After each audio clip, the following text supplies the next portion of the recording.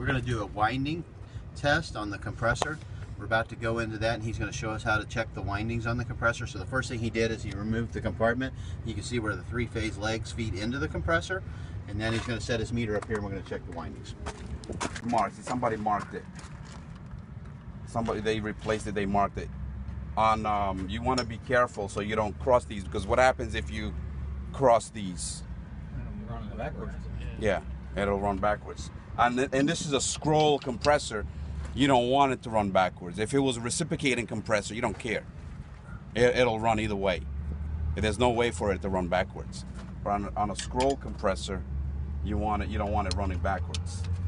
So what we do is we pull that out.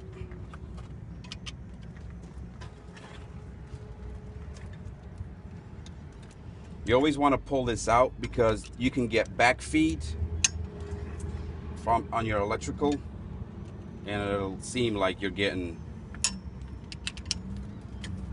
continuity there. Okay, so just put them like that.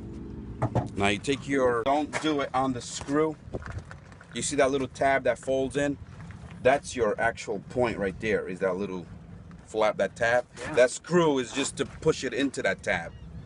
Okay, so you want to put your meter right on the flat part of that. You see that contact point there? Yeah. That's where you want to put your meter in, because you can get a. So the first thing we're going to do is test for open winding.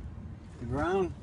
Nope. That's okay. You want to go each leg. You should get a beeping sound on each terminal. Great. Now keep that meter there. Yeah, you want to make sure you do every one. Right. Good.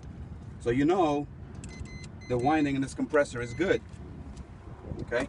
Now we're gonna test. All right. So what we're going to do now is we're going to go ahead and test the ground and make sure that none of these circuits are grounded. We want to make sure that when we touch each one of these points, we have 0 readings. And you kind of see on my hand here, he's getting nothing as he goes to each one of these legs. Okay. So then we know that none of the legs is grounded. Talk me through what you're doing as you're doing it here. What are you doing? Well, I've hooked it up to common. Okay, common. And then the green one is fan. So then we're going to do the green one, which is fan. And the yellow is stage 1. I don't know if we want to jump both stages at the same time or just one at a time. We probably just do both at a time right now, I think. Or one, just do stage 1. That's good. All right, so we've got our jumpers on. We're just going to dead end that one right now because it's actually a 4-prong jumper. So now we're set. You could go ahead, and we have put the jumpers on to go ahead and enable the fan and stage 1. We're going to do an amp draw on the 3 legs of the compressor. So the first one we're rating 10.7 amps, okay?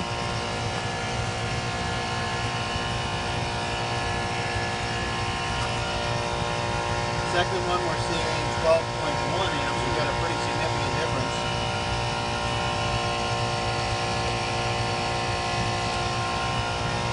And the third one we're seeing 12.6. Again, one leg was running a little bit lower than the rest. A little bit lower. Now with the operating maximum amp on this compressor, I don't know if we can kind of see it here, is 15.6. Yep. So one of the things we don't want to be in above 15.6. If we have a meter reading that will show us above 15.6, we may know that we have a low signal or bad. The other thing we would want to know is, obviously we got one leg that's too low. And when you look at that 12 number, that seemed about right. Yep. That 10 number was a little low. If you had a compressor that was reading significantly low, and I had this compressor loaded, it was hot out, then you might know that you have a low charge. That could be one indicator because there's not enough refrigerant in there for it to create enough pressure to make the compressor work. So that's part of what amping out the compressor can tell you, as well as if you have a fault, okay, where the unit may be going back.